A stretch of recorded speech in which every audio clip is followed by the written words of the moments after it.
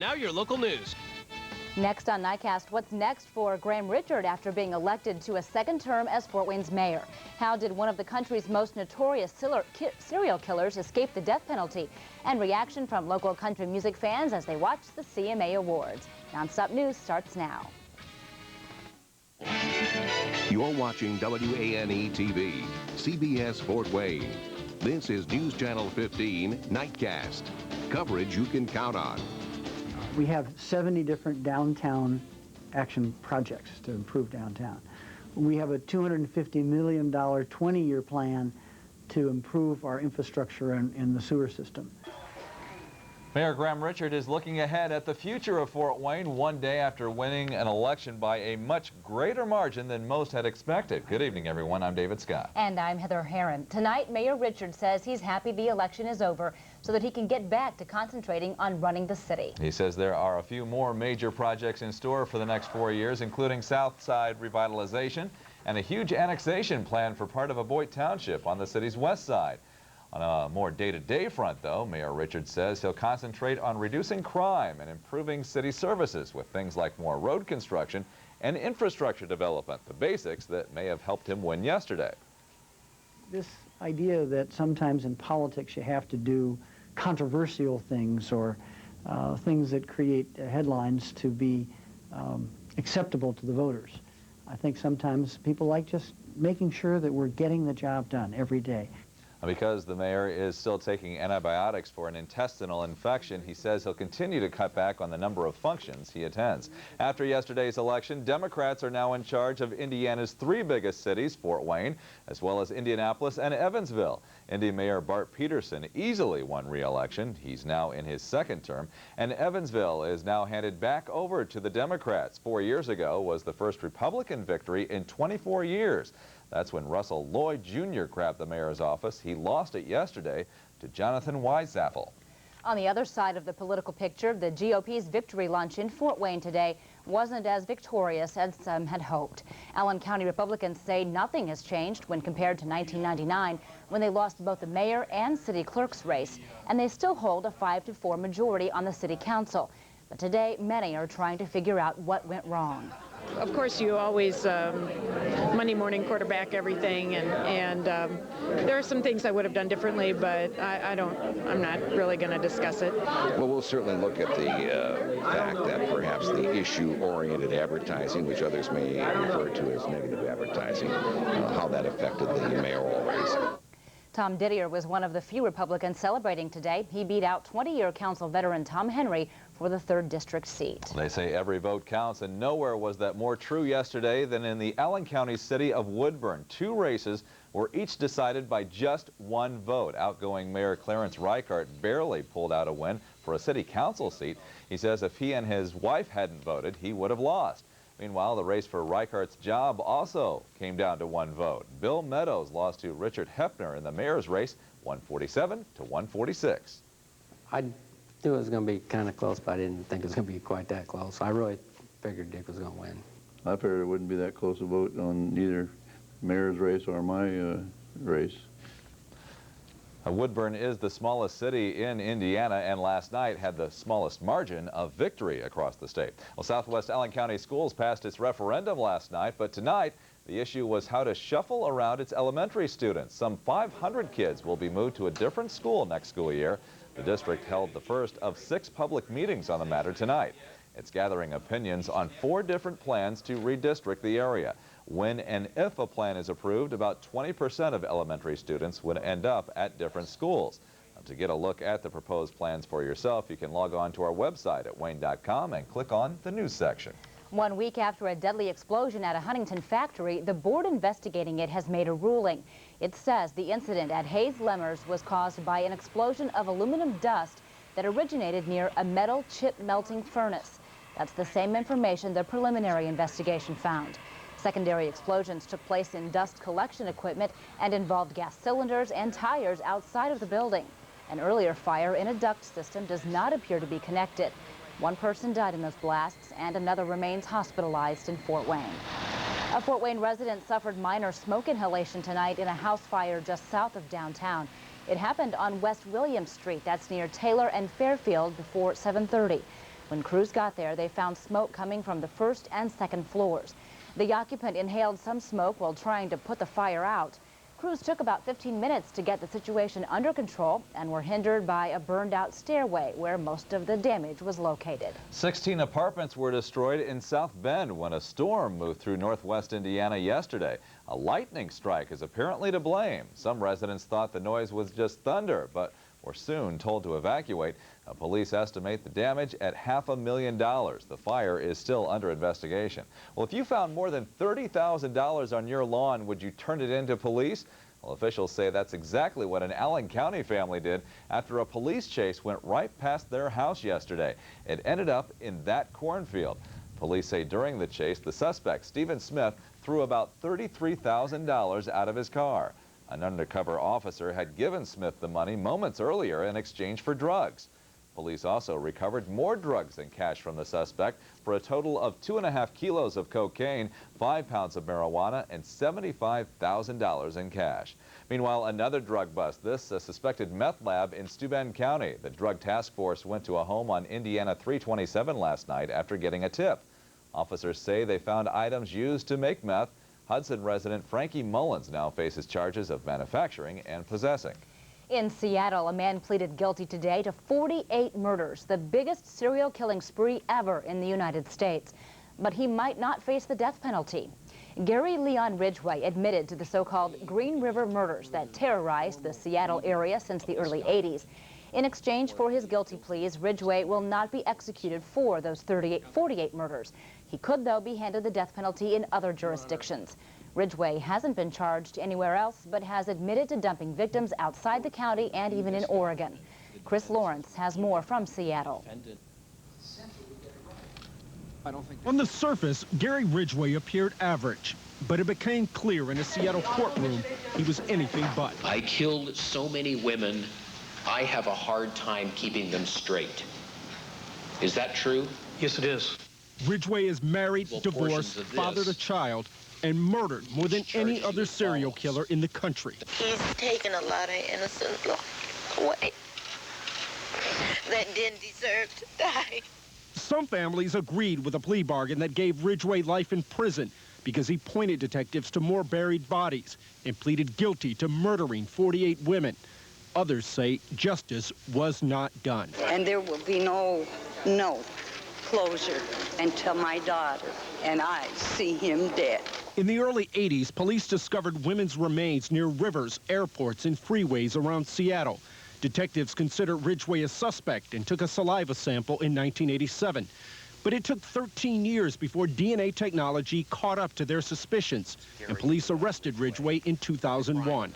I picked prostitutes because I thought I could kill as many of them as I wanted without getting caught. But some of the women were teenage runaways, one a married mother of 4, and their families are facing up to the fact the last thing their loved ones saw was the face of Gary Ridgway. Chris Lawrence, CBS News, Seattle. President Bush has signed the biggest change in abortion law in 30 years, saying that he's defending innocent children everywhere. The president made illegal so-called partial birth abortions. But already a federal judge in Nebraska has issued an order blocking the ban. That order will apply to 4 Nebraska doctors who have filed a lawsuit against the law. By the time this case gets up before the U.S. Supreme Court, there will be a shift of at least 1 vote away from that extreme position. This will be a wake-up call to pro-choice Americans that their right to choose is not safe under this president. The Bush administration says it will vigorously defend the partial birth abortion ban and that it will be upheld. Meanwhile, a recent poll shows an overwhelming majority of Americans support the new law. In the 70s yesterday, and then barely out of the 50s, early 60s. Call it reality. How much more reality is on the way? Sandy Thompson joins us now with the Pinpoint county-by-county forecast. Sandy? Well, the reality of the change of season, obviously, we're getting back to what's even almost more than fall after an almost summer event for us here. Look at the chilly temperatures. And a couple of days ago, in fact, just yesterday, we were still looking at the 50s and 60s this time at night, but already we're into the 40-degree range and dropping dropping even more. Daytime highs were in the 60s, but most of that was recorded about midnight last night, and temperatures went downhill all day long. This front passing through, dropping about a 1/10 of an inch to as much as a 1/4 of an inch of rain in the area. We'll take a look at what's ahead here for the rest of the the rest of the night and on into the day tomorrow. In fact, it looks like our temperatures are going to persist to be on the chilly side tomorrow. Looks like the pinpoint county by county forecast then does show temperatures will be in the middle 40s, and making it only up to about 47 degrees. Cool down continues, though, to the south of us, where temperatures will only be in the middle 40s as well. And in northwest Ohio, you too will have a chilly day, mostly cloudy skies, and temperatures will only be in the middle 40s there. And coming up in just a few minutes, we're going to take a look at our 5-day outlook. It gets colder than that even, David and Heather. Oh, no, thanks, Sandy. Also still ahead tonight, a follow-up to the story of a Fort Wayne native who lost his life in Iraq this week. Hear from his fiancée next. And on a much lighter note, the annual Country Music Awards were held tonight here on News Channel 15. Get a recap and hear from fans who watched the show at a Fort Wayne cinema just ahead. Plus, an Ohio criminal is caught on tape in a rather embarrassing situation. He was trying to rob a restaurant when he got stuck. More on one greased-up criminal next on Nightcast. This is News Channel 15 Nightcast with David Scott, Heather Herron, weather specialist Sandy Thompson's live Doppler 15 forecast, and Randy Schiffman Sports. For coverage you can count on, stay tuned to News Channel 15 Nightcast. It's time to strike up the grill. Tomorrow, Pepsi 24-packs are $4.99. Whole boneless ribeye steaks are $3.99 a pound. Ground beef is just 99 cents a pound. And Eckrich Franks are 99 cents each.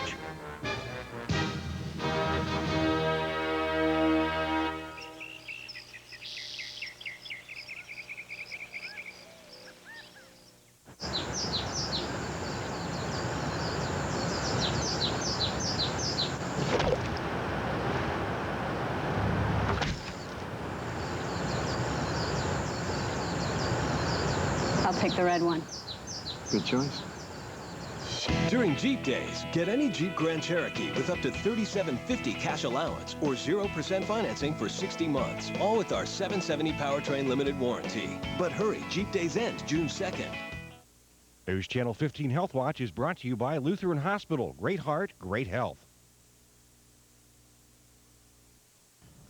Last summer, researchers found a link between estrogen therapy and an increased risk of breast cancer. Now the latest findings point to the positive side of hormones, a lower risk of osteoporosis.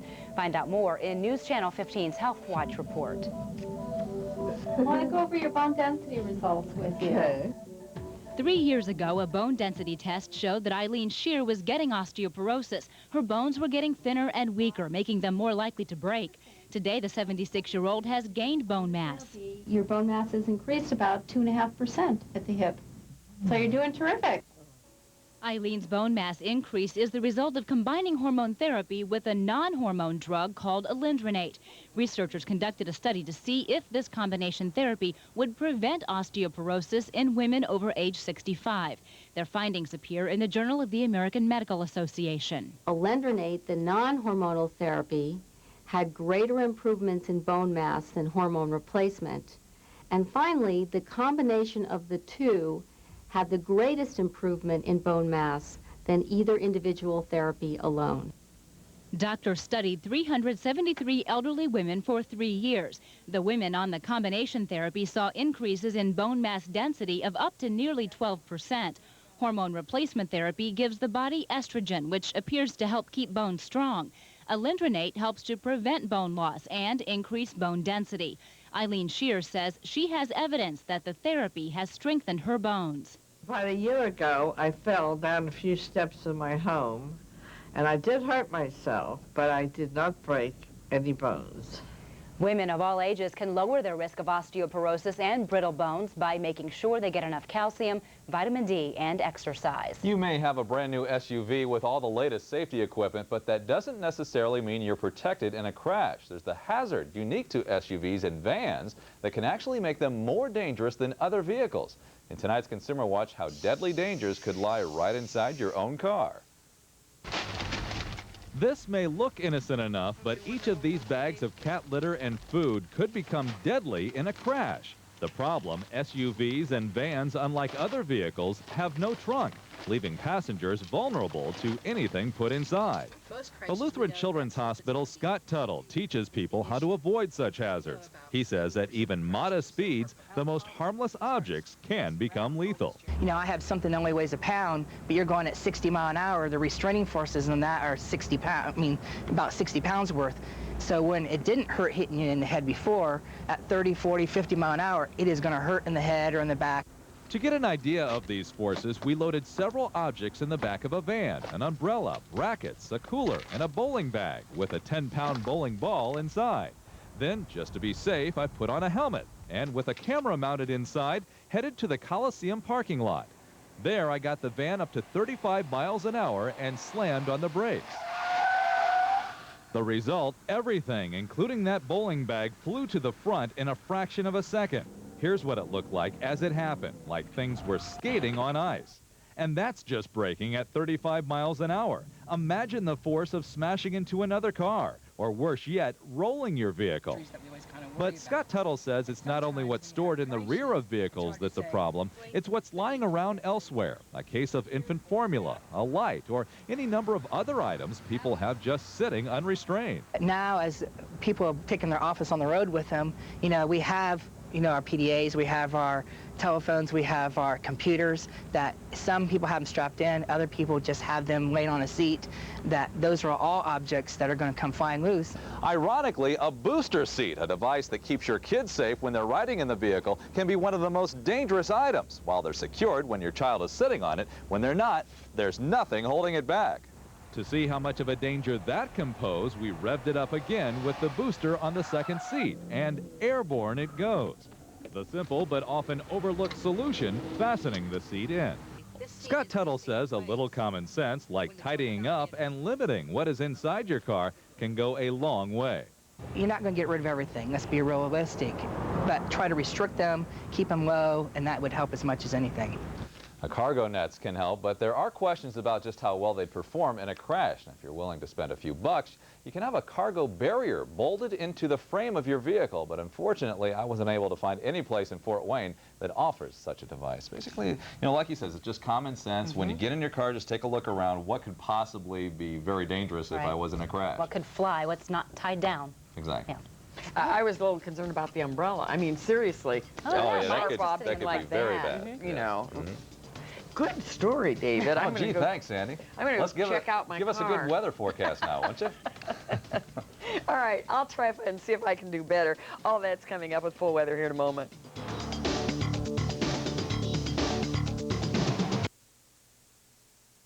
Memorial Day in America. It's a time for families. Lowe's will help you celebrate it with special values. Save $6 on every gallon of Olympic Premium interior and exterior paint.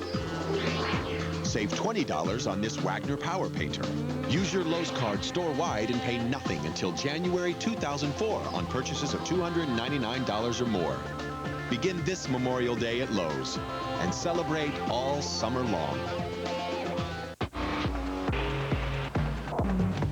The Pontiac Grand Am Solid Value Package gives you power locks, power windows, CD sound, and over 40 more standard features. Now you have 24 hours to test them all. Introducing the Pontiac 24-hour test drive. Visit gm.com/24hour and find a participating dealer to experience the performance for yourself. Then take advantage of a great lease offer. Call for details. See your Northeast Indiana Pontiac dealers.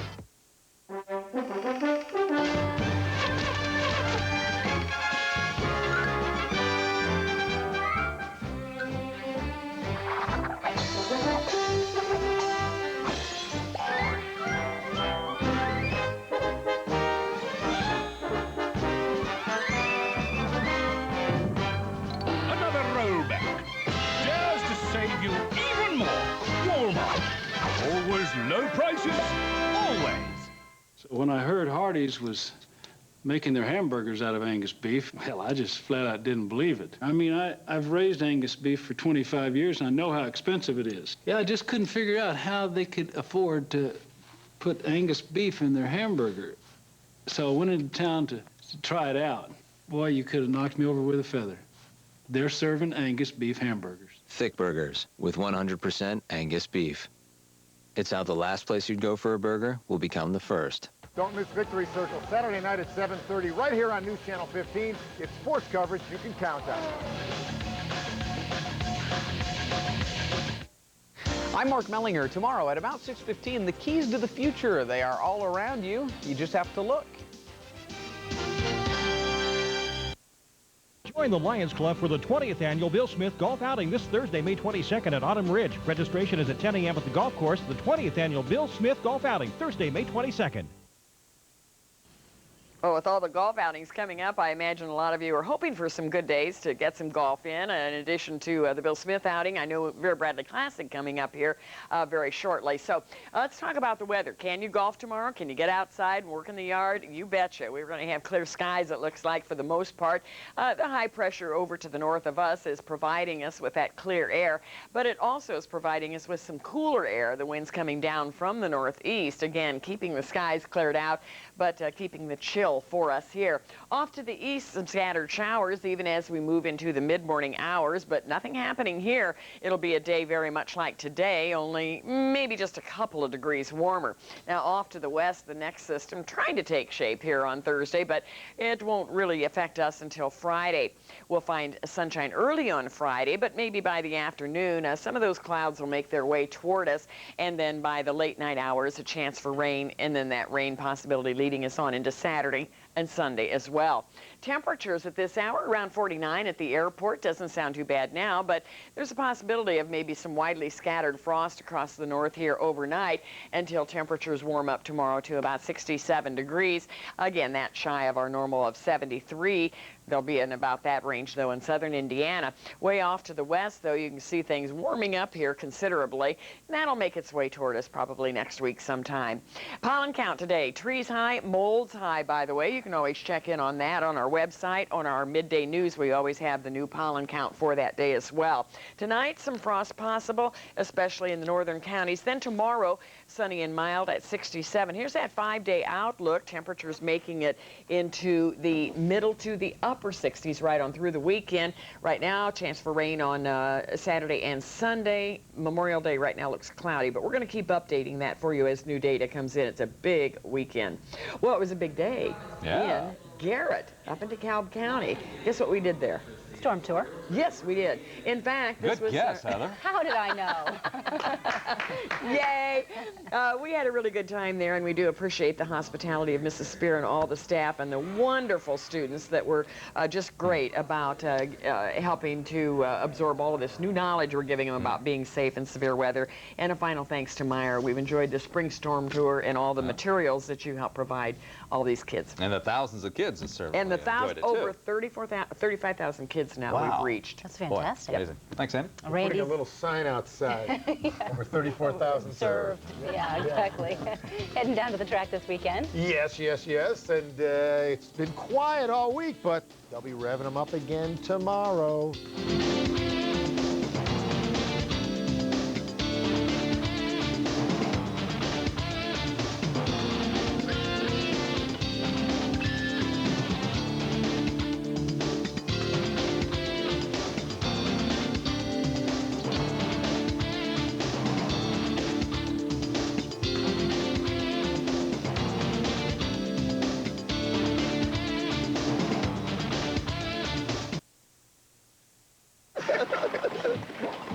Check it out.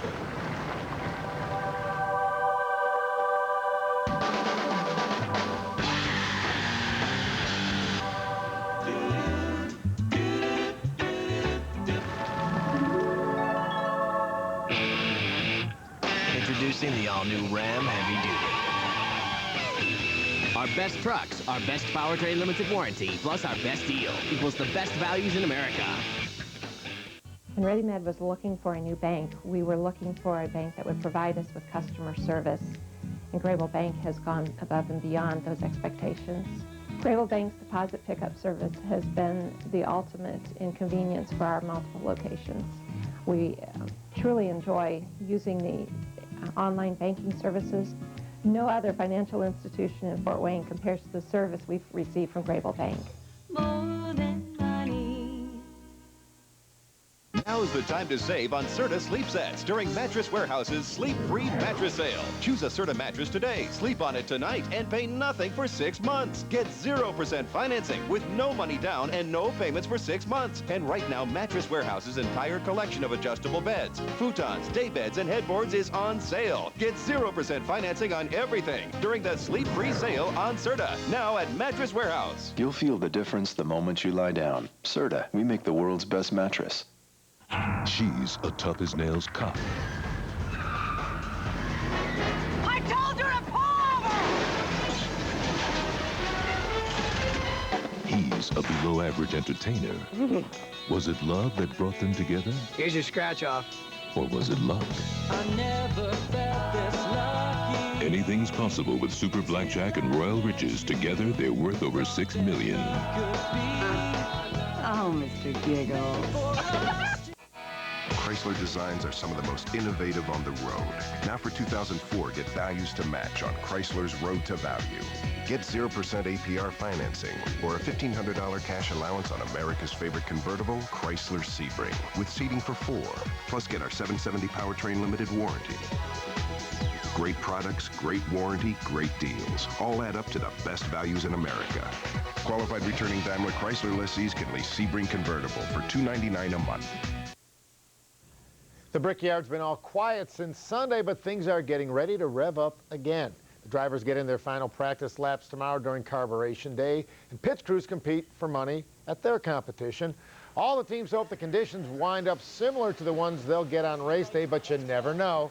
That's why they've done so much testing all month long. Elio Castroneves goes in as the two-time defending champ, pole sitter, and favorite. But there are probably 15 to 20 drivers who have a legitimate chance to wind up in Victory Circle. And speaking of Victory Circle, what symmetry just happens to be the name of the special that Pat and I are hosting from down in Indy. Brad Brown will be here in the studio Saturday at 7:30. If you're doing Memorial Day stuff, hey, set the VCR, okay? Another girls track sectional tonight. We shift from one track to another. This one at Bluffton in the 100. Rosanna Grubb of Adams Central breaking the tape. And then we go to the 300 hurdles. Kay Warden of Norwell huffing and puffing, but she's first in that one. Norwell wins the team tournament, followed by Harding, Bishop Lewis, and Heritage. The boys sectionals start tomorrow. Now, I know many of you have supported the Matt Anthonys for years, and I'd like to show you where some of your money's gone. They've built this great par 3 golf course at McMillan Park. Matt Anthony's threes, truly, well, it's a super layout, very kid-friendly, and it's a project that benefits our community in a whole bunch of ways. A facility that's a family golf course. It's going to be for the kids, for the Lifetime Sports Academy. It's a wonderful thing to just have someone partner with us like the Matt Anthonys, and then be able to keep the costs low and be able to facilitate to the families and the kids. And Hemsoth wants to remind all the kids and parents that the Lifetime Sports Academy gets going Monday, June 9th, goes for 7 weeks. It's a very successful program, attracts thousands each summer, almost as many as Sandy and her storm tour. Check out the size of the crowd checking out Annika Sorenstam's final practice round for the Colonial. This despite horrible weather in Fort Worth. All the rain won't help Sorenstam as it makes the course play even longer. Speaking of long, those are the odds the Vegas bookies have put on her. She's 4-1 just to make the cut, 500-1 to win, and they say they're being nice, not making the odds much higher. Kerry Wood getting the start for the Cubbies at Pittsburgh. He's already down 2-0 until Jack Wilson jacks one. That makes it 3-0. Next batter would be Brian Giles, and gee, guess what he does?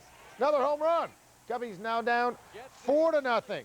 They start chipping away. Alex Gonzalez, 2 guys on, not anymore. He doubles into the gap in right center, but that's as close as the Cubbies get. They fall 5-2 the final. Cincinnati wins again, beating Atlanta 9-3. St. Louis over Houston. American League, gee, the Tigers lose. White Sox win, Yankees over Boston.